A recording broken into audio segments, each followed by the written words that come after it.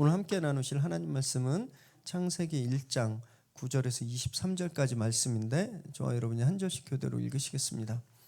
하나님이 이르시되 천하의 물이 한 곳으로 모이고 물이 묻이 드러나라 하시니 그대로 되니라. 하나님이 묻을 땅이라 부르시고 모인 물을 바다라 부르시니 하나님이 보시기에 좋았더라.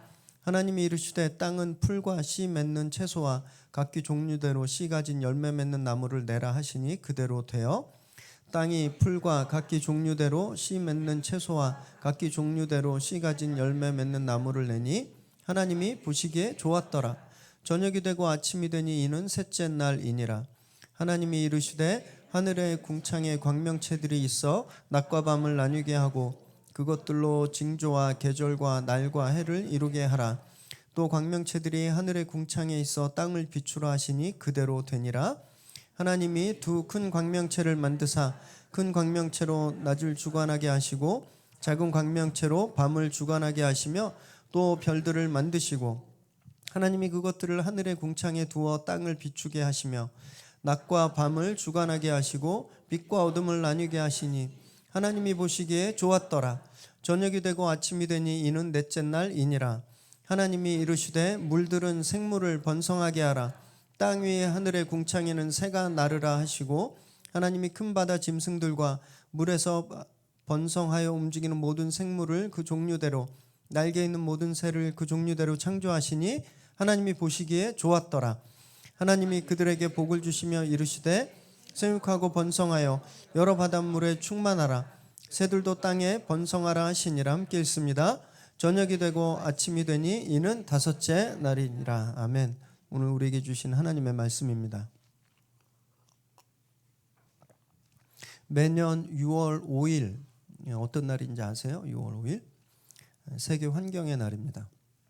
그날에 맞춰서 국제 비영리 단체인 글로벌 생태 발자국 네트워크, 줄여서 그 GFN, 글로벌 풋프린트 네트워크라 해서 GFN이라는 단체에선 그해 지구 생태 용량 초과의 날을 발표합니다. 좀 생소하시죠? 잘 못 들어보셨죠? 지구 생태 용량 초과의 날이 어떤 날이냐면 1년 동안 지구가 생산해낼 수 있는 총 자원이 있잖아요. 그것을 사람들이 다 소비해버리는 날입니다. 그러니까 쉽게 말하면 지출이 수입을 초과하는 날이에요. 가정에서 그러면 어떻게 되죠? 부도나죠, 부도. 네. 지구의 자원이 부도나는 날, 이게 지구 생태 용량 초과의 날이에요. 올해 2019년은 그 날이 언제였는지 아세요? 7월 29일이었습니다. 이미 지난 7월 29일 날 지구는 부도난 거예요. 사람들은 올 1년간 써야 될 모든 자원과 에너지를 다 써버린 겁니다. 그럼 그때부터 지금까지는 뭘 쓰는 걸까요? 앞으로 쓸 것들을 미리 쓰는 거예요. 굉장히 심각합니다. 올해가 역사적으로 가장 빨리 초과된 날이었고 작년은 또 그때 가장 빨랐대요. 그러니까 뭐냐면 시간이 갈수록 더 빨리 소비하고 있다라는 거예요. 그래서 그들이 그래프를 좀 만들어 놨는데 한번 보실까요? 네. 여기 2019년이고 여기 1971년이 맨 왼쪽에 있는데 잘 안 보이시죠? 좀 설명해 드리자면 작년에 2018년은 8월 1일이 딱 끝나는 날이었습니다. 작년보다 올해가 이틀 더 빨라진 거잖아요. 2013년에는 8월 20일, 2003년에는 9월 22일, 1993년에는 10월 21일. 보면 10년 주기로 한 달씩 더 빨리 사용하고 있는 거예요, 저희들이. 그래서 저 연구가 시작된 1970년, 71년도에는 12월 29일 거의 사람이 쓰는 양과 자원의 양이 2분 이렇게 딱 맞아 떨어졌는데 1년치가. 근데 50년도 안 돼서 벌써 5개월 더 빨리 우리가 쓰고 있다라는 겁니다. 그래서 이 GFN의 보고에 따르면 현재 우리가 사용하는 그 소비를 감당하기 위해서 약 지구가 1.7개가 필요하다라는 거예요. 하나의 지구로는 다 안 되니까 1.7개가 필요하다라는 겁니다. 그리고 이걸 나라별로 분석을 해놨어요. 미국 사람처럼 쓰면 얼마나 빨리 쓰고 한국 사람처럼 쓰면 얼마나 빨리 쓰는지 그 표를 한번 보여주세요. 네, 이겁니다. 저 이거 보고 되게 충격받았는데 네, 나중에 필요하시면 제가 드리겠습니다. 자료. 미국은요, 미국 사람처럼 쓰면 3월 15일이에요. 3월 15일. 여기가 미국이거든요. 3월 15일. 미국 사람처럼 쓰면 3월 15일 날 1년치를 다 써버리는 거예요. 우리는 어디 있는지 아세요? 여기 한국이 여기 있습니다. 4월 10일. 우리나라 사람처럼 쓰면 4월 10일 날 다 동나요. 일본은요, 여기 있어요. 5월 13일. 중국은 6월 14일. 요 도표에 의하면 선진국일수록 자원을 빨리 써버리는 경향이 있고 저개발국일수록 늦게 소비하는 경향이 있다라는 것을 좀 알 수 있어요. 그러니까 그냥 간단하게 말씀드리면 동시대 우리는 베트남이나 니카라과에서 사용해야 할 수 있는 그런 자원을 뺏어다 쓰고 있는 거예요, 저희가. 그리고 또 다음 세대가 사용할 자원을 우리나라 같은 경우는 우리가 4월이니까 8개월치를 우리 애들이 써야 되고 우리 다음 세대들이 써야 되는 자원을 8개월치를 우리가 가지고 와서 쓰고 있다라는 거예요. 더 놀라운 사실은 우리가 일본이나 중국보다 더 빨리 소비하고 있다는 겁니다. 인구는 일본의 절반, 중국에 비하면 뭐 비교할 수 없을 정도로 작은데 우리가 그들보다 훨씬 소비 성향이 강하다라는 것을 보여주고 있는 거예요. 이런 식으로 지구를 사용하면은 한국은 지구가 약 3.5개가 있어야 딱 2분이 맞는다고 해요. 그것도 이분들이 분석해 놨는데 이렇게 되는 거예요. 미국처럼 쓰면 지구가 5개가 있어야 돼요. 한국처럼 쓰려면 3.5개.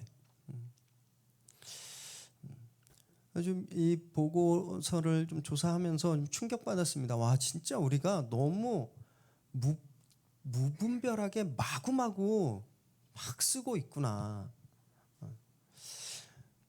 어떤 단체에서 이 현실을 풍자한 애니메이션을 제작한 걸 제가 봤는데 그래서 너무 재밌어서 한번 가져와 봤어요. 한번 보여주실까요?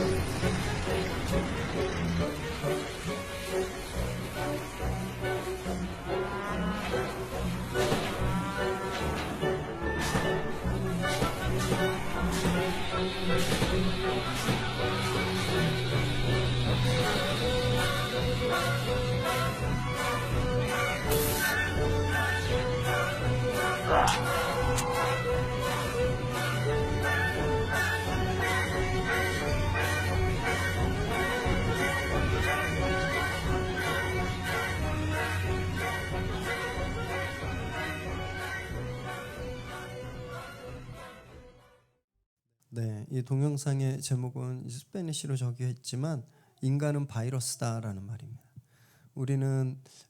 우리가 바이러스의 공격을 받아서 아프고 바이러스가 인류의 적이라고 생각하는데 사실 자연 입장에서 보면 인간이 자연을 해치고 잡아먹고 망치는 바이러스라는 거예요.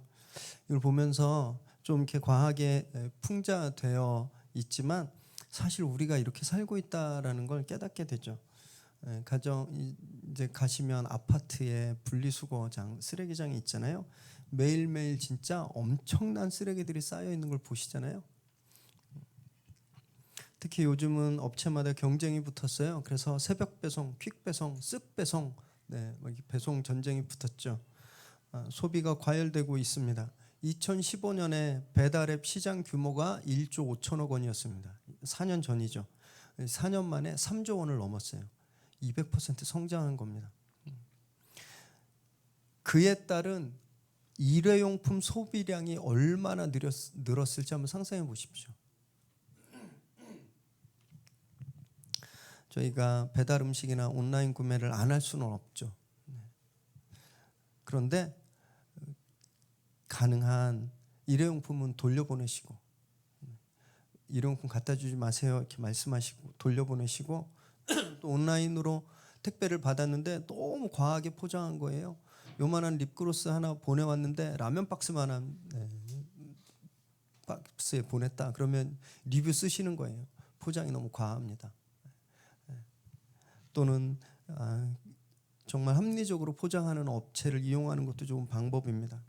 그래서 GFN에서는 우리가 생활 속에서 할 수 있는 몇 가지 팁을 제시했는데, 제품을 구매할 때 탄소 중립 제품을 구매하라 이렇게 말합니다. 탄소 중립 제품이 뭐냐면요, 모든 제품 어떤 제품이든지 간에 생산하면서 탄소가 배출됩니다. 이게 온실가스의 원인이 되는데 이걸 상쇄할 어떤 장치를 마련한 거예요. 어떤 그런 그것을 이렇게 없애는 단체에 기증을 하거나 그것을 노력하는, 그래서 그걸 인정받은 겁니다. 그것을 인증받은 거예요. 그런 인증이 친환경 마크입니다. 친환경 마크. 그래서 그 제품들을 일부러 구매하고 또는 전기나 석유, 물 같은 에너지 소비량을 줄여나가는 것이죠. 이런 노력을 할 때 생태 용량 초과의 날이 더 줄어드는 게 아니고 늘어날 수 있다. 그런 방법이다라고 말하고 있습니다. 그게 좀 궁금하실 거예요. 제가 환경운동가도 아닌데, 목사인데 주일날 설교 시간에 왜 이 환경에 대한 이런 자료들을 갖다가 이렇게 말씀드리는지 의아하실 수도 있으실 텐데요. 오늘 저희가 나눌 본문, 우리가 함께 살펴볼 본문을 나누다 보면 이 환경을 아끼고 지구를 사랑하는 것은 다른 누구보다도, 다른 그 어떤 집단들보다도, 단체들보다도 믿는 우리들에게 훨씬 더 중요하고 근본적인 문제다라는 것을 오늘 저희가 함께 이해하실 수 있을 겁니다. 태초에 하나님께서 천지를 창조하셨죠. 세계는 형체도 없었고 어둠만 있었고 비어 있었는데 루아흐 엘로힘, 하나님의 숨결이 그 위를 불어오시자 혼돈에서 질서가 세워지게 된 거예요. 첫째 날은 빛의 근원을 만드시고 빛과 어둠을 나누셨죠. 둘째 날엔 궁창, 하늘을, 공중을 만드시고 물을 아랫물과 윗물로 나누셨어요. 이렇게 두 번의 나누기로 큰 질서를 만드시고 이제 오늘 셋째 날에도 나누기로 그 창조를 계속 이어가시는데 9절, 10절 함께 읽습니다. 시작. 하나님이 이르시되 천하의 물이 한 곳으로 모이고 물이 드러나라 하시니 그대로 되니라. 하나님이 물을 땅이라 부르시고 모인 물을 바다라 부르시니 하나님이 보시기에 좋았더라. 창조의 관심이, 창조의 그 카메라가 근원적인 빛, 그 창조에서 이제 하나님의 보좌가 계신 하늘을 거쳐서 이 사람과 생명들의 거처인 땅으로 이렇게 카메라가 쭉 포커스가 움직이고 있는 겁니다. 둘째 날에 궁창을 만드시고 하늘을 만드시고 아랫물과 윗물로 나누셨잖아요. 이제 하나님이 셋째 날엔 그 아래에 있는 물을 한 곳으로 모으시는 거, 한 곳으로 모으세요. 그래서 땅과 바다를 나누십니다. 이 과학적 상식과 맞지 않습니다. 과학에서는요, 물이 땅을 포위하고 있어요. 물이. 그래서 대륙들은 거대한 섬으로 여겨집니다. 근데 하나님은 전혀 반대 말씀하시는 거예요. 물을 모으셨어요. 그래서 마치 땅이 물을 포위하듯이, 지금 물이 그 땅에 갇히듯이 지금 말씀하고 계시는 거예요. 여기엔 영적인 의미가 있습니다. 물은 죽음과 파괴를 상징하는데 이 죽음과 파괴를 상징하는 물이 하나님의 주권 아래 있다라고 지금 선포하고 있는 거예요. 그래서 하나님이 바다에 이름을 주십니다. 그 물들에게 바다라고. 너는 이제 바다 내 거야. 내가 너를 지배한다. 이 말씀을 하고 계시는 거예요. 그리고 바다가 땅을 침범하지 못하도록 그 경계를 주어 주십니다. 나누셨잖아요. 서로 침범하지 못하는 거예요. 그렇게 물과 땅이 나뉘어서 서로의 영역을 지키고 또 서로 침범하지 않는 것을 보시고 하나님이 좋아하셨습니다. 그런데 나중에 저희가 이제 창세기 시즌 1 후반부에 나누겠지만 나중 노아 시대에 이 경계가 무너지죠. 그래서 물이 범람해서 땅을 다 덮어버렸습니다. 그래서 온 세상에 혼돈이 찾아왔잖아요. 근데 하나님은 그것이 너무 보시기에 안 좋고 참담하셨어요. 그래서 노아에게 약속을 주시죠. 다시는 물로 심판하지 않겠다. 하나님 그 경계가 깨지는 것을 너무너무 싫어하셨던 거예요. 노아 때는요, 물이 땅의 경계를 넘어서 혼란해졌어요. 그래서 지금은 오히려 반대인 것 같습니다.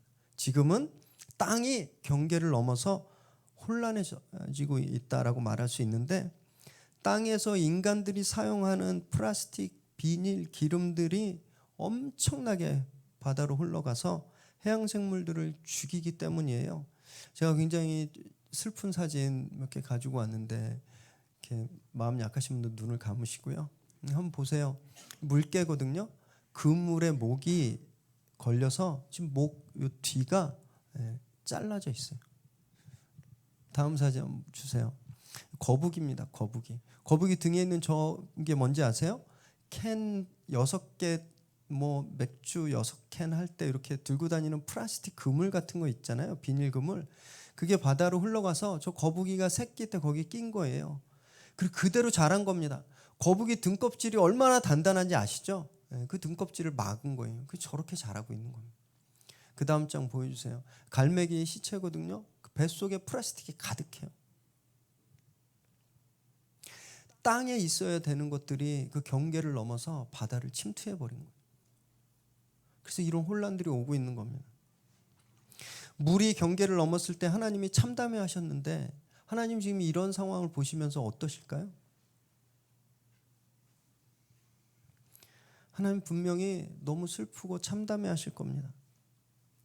하나님께서 경계를 지어주시고 서로 침범하지 못하도록 해주신 것, 그것을 망치는 건요, 하나님의 주권에 대한 반역입니다. 그래서 저희는 그 경계가 무너지지 않도록 노력해야 되는 거예요. 자연과 환경을 세심하게 살피고 보호해야 되는 겁니다. 우리가 하나님을 믿는다면. 자연뿐만이 아니라 사람과 사람 사이에도 경계가 있습니다. 아무리 친해도 아무리 오래 만났어도 침범하면 안 되는 인격과 인권의 경계가 있어요. 문제는 항상 그 경계를 침범할 때 생기죠. 부부 사이에도 경계가 있습니다. 한 몸이고 사랑하는 사이지만 넘으면 안 되는 선이 있으시잖아요. 형제님들 오늘 집에 가서 처가 식구들 흉 막 봐보세요. 끝납니다. 그 절대 그런 선은 넘으면 안 되는 거예요. 아내들도 남편에게 시댁 식구들 막 시부모님 막 흉보고 막 비난하고 이러는 것들이 선을 넘는 겁니다. 그러면 혼란해지는 거죠. 인격을 모독하거나 상처를 건드리는 것처럼 경계를 넘는 언어를 저희가 사용하면 안 된다라는 겁니다. 그 경계를 침범할 때 혼란이 오게 되기 때문에 그래요. 교회도 마찬가지입니다. 교회도 세상과 세상이 교회를 침범할 수 없는 경계가 있습니다. 경계. 그런데 세상에 어떤 것이 너무 좋아 보이고 획기적이고 저렇게 하면 교회 재정을 좀 많이 불리고 저렇게 하면 사람을 좀 많이 모을 수 있겠다 싶어서 무분별하게 그 경계를 깨고 세상 것이 교회로 침투하게 되면 교회는 혼란해지죠. 더 이상 교회는 교회가 아니게 되는 겁니다. 하나님께서 우리에게 지어주신 경계를 잘 지키는 것, 이것이 지혜고 이것이 신앙생활입니다. 오늘 그 경계를 잘 지키시기 바랍니다. 그래서 우리 삶에 혼란이 찾아오는 것이 아니라 질서가 세워지게 되기를 주님의 이름으로 축원합니다. 11절에서 13절까지 읽겠습니다. 시작. 하나님이 이르시되 땅은 풀과 씨 맺는 채소와 각기 종류대로 씨 가진 열매 맺는 나무를 내라 하시니 그대로 되어 땅이 풀과 각기 종류대로 씨 맺는 채소와 각기 종류대로 씨 가진 열매를 맺는 나무를 내니 하나님이 보시기에 좋았더라. 저녁이 되고 아침이 되니 이는 셋째 날이니라. 빛과 어둠을 나누시고 물과 물을 나누시고 또 바다와 땅을 나누시는 이 총 세 번의 나누기로 하나님은 생명이 살아갈 수 있는, 자라갈 수 있는 토대를 완성하셨어요. 그리고 이제 그때부터 장소의 구분이 생기죠. 이곳과 저곳의 구분이 생기고 장소의 개념이 생겼습니다. 하나님 그 장소에 이제 생명을 창조하시는데 먼저 식물을 창조하신 거예요. 근데 여기 보면 각기 종류대로라는 말이 반복되죠. 1장에서만 10번이 사용되었습니다. 10번. 이건 뭐냐 하면 모든 생물들이 각기 독특하게 유니크하게 창조되었다라는 거예요. 같은 게 하나도 없다라는 겁니다. 진짜 소풍 같은 데 가보면 똑같이 생긴 나무가 하나도 없죠. 같은 종의 꽃이라도 다 다르게 생겼어요. 다 그 얼마나 이쁜지 몰라요. 하나님의 창조는요, 대충 뭉뚱그려 가지고 통으로 그냥 이만큼 똑같이 만들고 이만큼 똑같이 만들고 그렇게 작업하신 것이 아니라 하나하나 세밀하게 세심하게 구분하시고 특별하게 정성을 들인 맞춤 창조 작업이었던 거예요. 그렇게 다양한 모습으로 각기 다른 모습의 식물들이 다른 열매를 막 내는 것을 보시면서 하나님이 좋아하셨습니다. 하나님이 좋아하셨단 말을 다른 말로 영광 받으신다라고 말씀드렸죠. 하나님이 그걸 보면서 영광 받으시는 거예요. 하나님은 각기 다른 모습들의 조화로운 상생을 너무 기뻐하시는 겁니다. 그래서 하나님이 기뻐하시는 공동체, 하나님께 영광 돌리는 공동체는요, 공산당 같이 획일적이고 전체주의적인 그런 공동체가 아니에요. 다 각기 독특하고 개성이 다르고 다르게 생긴 유니크한 개인들이 모여서 자기에게 주신 아름다움, 자기에게 주신 은사, 자기에게 주신 재주, 이것을 뽐내고 함께 조화를 이루면서 하나님을 예배할 때 하나님 그때 그 공동체를 좋아하시는 겁니다.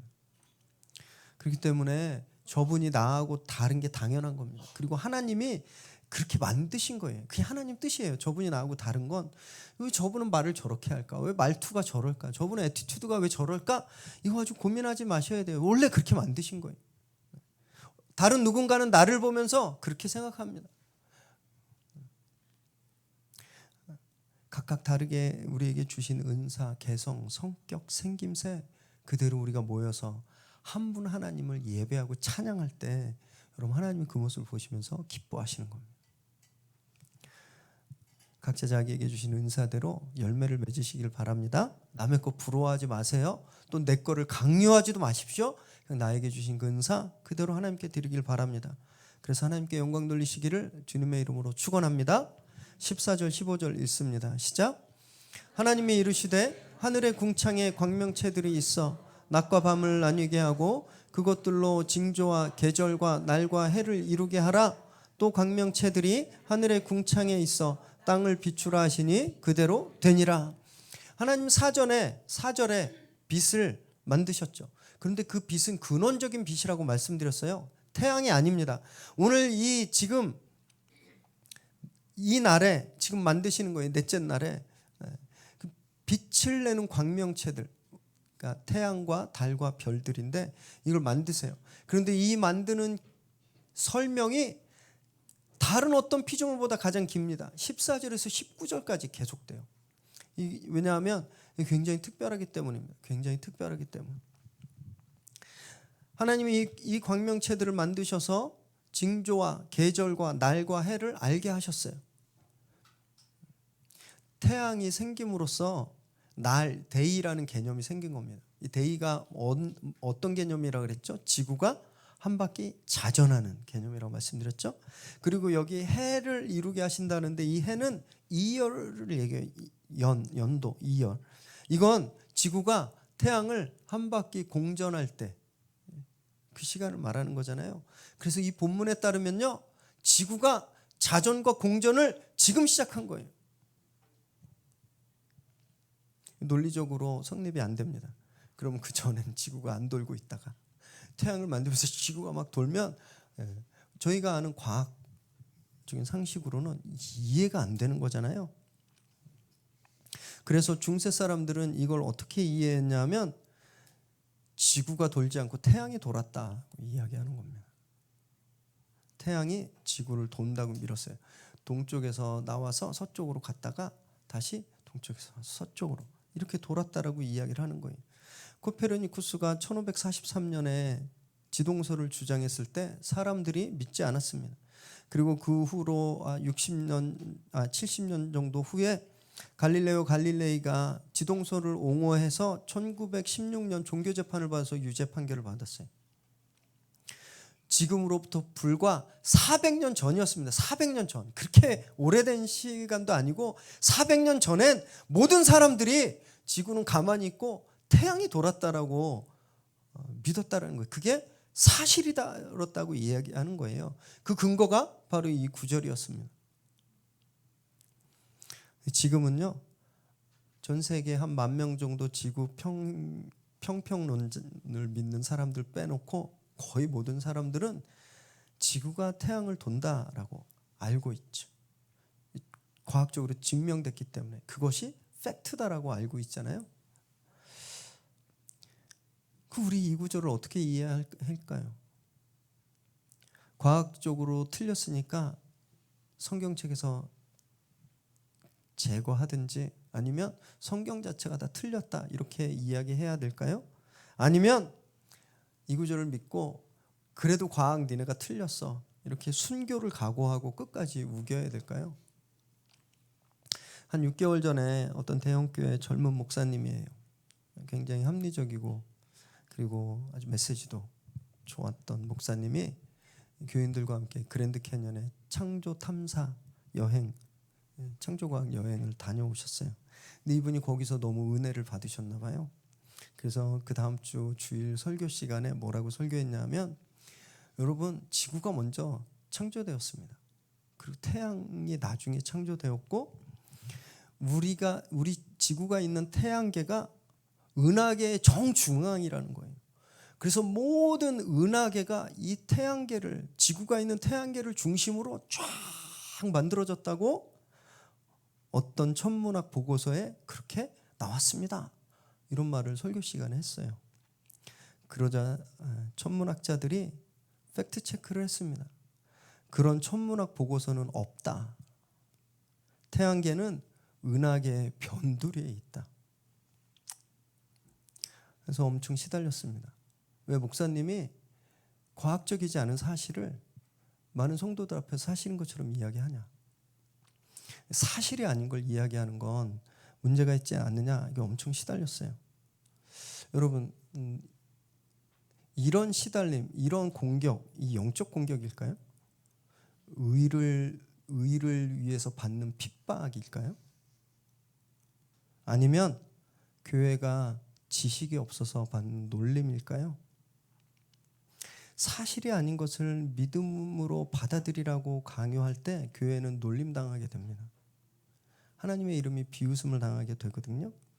하나님은 이 창조 이야기를 통해서 천동설, 지동설을 가르쳐 주려고 하신 게 아니에요. 성경은 지금 그거 전혀 관심이 없습니다. 지난주에도 말씀드렸지만 성경은 그 전혀 관심이 없어요.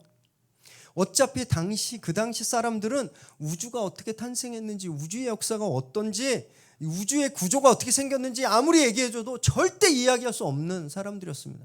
여러분들이 500년 전에 조선시대 가서 스마트폰에 대해서 아무리 설명해 보세요. 이해할 수 있겠습니까? 없는 거예요. 그래서 하나님은 아예 이 부분에 대해서 설명하시고자 하시지 않았어요. 하나님이 여기서 관심 갖고 있는 것은요, 말씀하고 있는 것은 다른 거였어요. 17절 말씀 한번 보실까요? 17절 시작. 하나님이 그것들을 하늘의 궁창에 두어 땅을 비추게 하며 분명히 광명체는 뭐였냐면 태양, 달, 그리고 수성, 금성, 목성 뭐 이런 별들이었습니다. 그런데 하나님이 이것들이 이름을 안 부르시는 거예요. 그냥 뭐라 그러세요? 그것들이라고 부르는 거예요. 이게 키입니다. 이게 키. 고대 근동의 모든 나라들은요, 태양과 달과 별을 신으로 섬겼어요. 바벨론에서는 네르갈, 아시리아에서는 샤마슈, 수메르에서는 우투. 이 사람 태양신의 이름입니다. 태양신. 이집트에는 무려 태양신이 3명 있었어요. 아침 태양신, 점심 태양신, 저녁 태양신, 케프리라, 아툼. 이 사람들은 고대 모든 나라들은 태양이 신이었습니다. 그런데 하나님이 그것들은이라고 해버리시는 거예요. 신 아니야. 내가 만들었어. 왜 만들었냐고? 계절을 알기 위해서, 그리고 내가 사랑하는 이 지구의 생명들이 살아가도록 에너지를 주고 빛을 비추라고, 그 기능을 하라고 내가 만들었지 신이 아니야. 지금 이 선포를 하고 계신 거예요. 지구가 도느냐, 태양이 도느냐가 하나님의 관심이 아닙니다. 하나님이 얼마나 이 땅을 사랑하시는지, 이 생명을 사랑하시는지 보여주는 거예요. 여러분, 태양이 지구보다 몇 배 큰지 아세요? 109배. 그래서 태양과 지구를 나란히 놓으면 지구가 진짜 요만해 보여요. 어마어마한 별이 요만한 지구를 섬기기 위해 만들어졌다고 말씀하시는 거예요. 그들은 그 기능을 해야 하는 거라는 거예요. 그래서 오늘 본문이 말씀하고 있는 건 과학적 사실에 관한 기록이 아니라 신앙의 내러티브입니다. 나레이티브예요. 하나님이 지금 그렇게 당신의 사랑을 보여주시고 우리가 그것을 고백하는 나레이티브가 창조 이야기라는 겁니다. 그래서 일부 창조과학자들처럼 막 이걸 과학적인 사실로 인정해 안 해. 믿어 안 믿어? 안 믿으면 너 하나님 안 믿는 거야. 막 이렇게 이야기하는 건 그냥 뇌피셜이에요.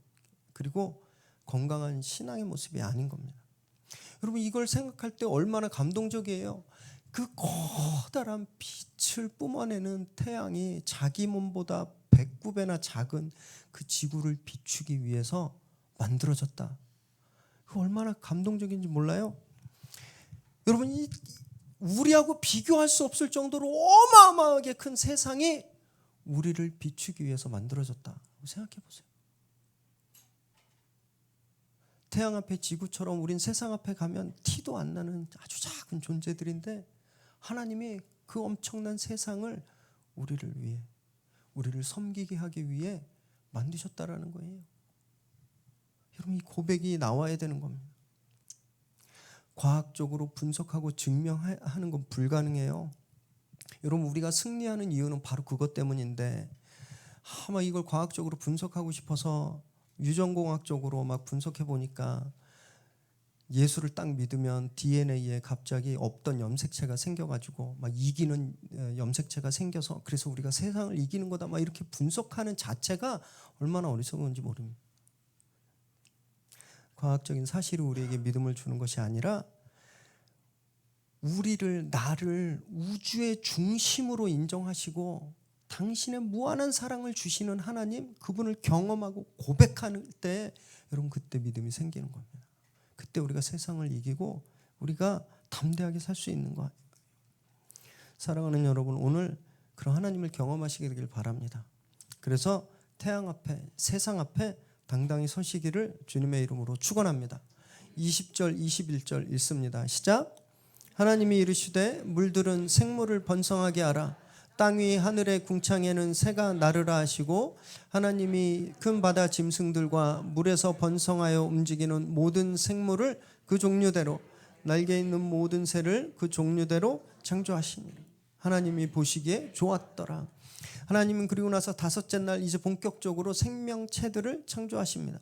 그래서 물에게 명령하세요. 생물을 번성하게 하라, 이렇게 명령하십니다. 물은 여태까지 죽음이었고 혼돈이었고 파괴의 아이콘이었습니다. 그런데 하나님이 그 물을 주인 되심으로써 명령하시는 거예요. 그 물은 이제 생명을 섬기는 서번트가 된 겁니다. 그 속에서 모든 어류들을 창조하시고 공중에는 새들을 창조하셨어요. 관찰력 있으신 분들은 좀 궁금하실 수도 있을 거예요. 곤충들은 왜 안 만드셨나? 갑자기 궁금해지셨죠? 여기서 새라는 단어를 문자적으로 보면 날아다니는 것들을 뜻합니다. 날아다니는 것. 그래서 bird뿐만이 아니라 인섹트, 곤충들까지 다 광의적으로 포함시킨다고 볼 수 있어요. 그렇게 창조하시고서 이 생명체들에게는 그 이전엔 하지 않았던 말씀을 하세요. 그 이전에는 22절과 23절 읽습니다. 시작.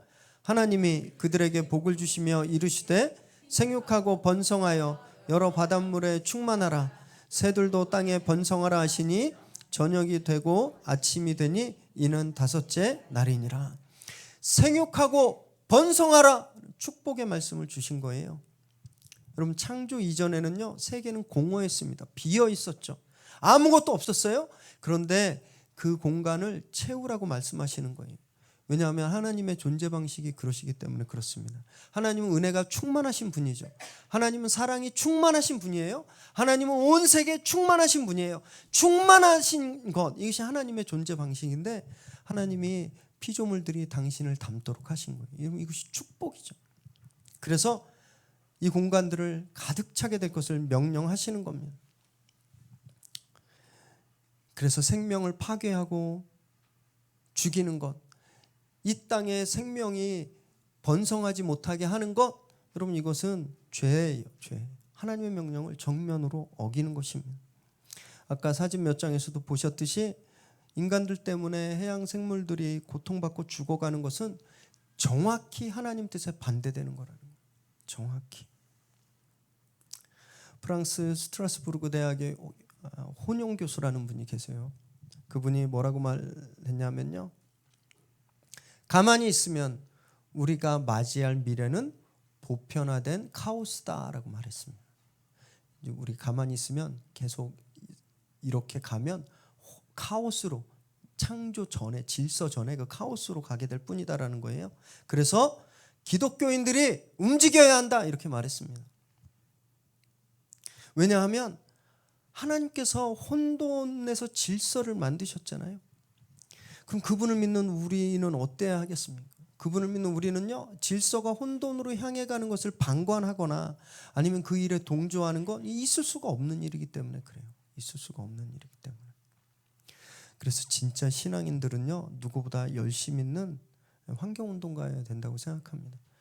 모든 환경운동가들이 크리스찬은 아니지만 모든 크리스찬들은 환경운동가가 되어야 된다는 거예요. 옵션이 아니라 그냥 우리가 예수님을 하나님 믿는 순간 그래야 돼요.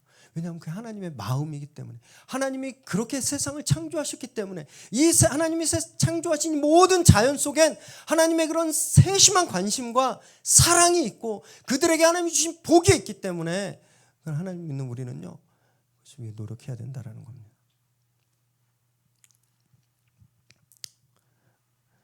저는 우리 위례 새로운 교회가 그런 하나님의 마음을 잘 헤아리는 공동체가 되기를 정말 바랍니다.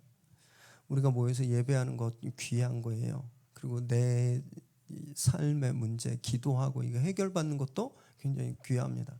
그러나 창조 때 맨 처음에 하나님이 우리에게 주신, 이 자연에 주신 그 하나님의 마음, 그것을 지키는 것도 굉장히 중요한 거예요. 그래서 관점을 넓게 받으시기 바라요.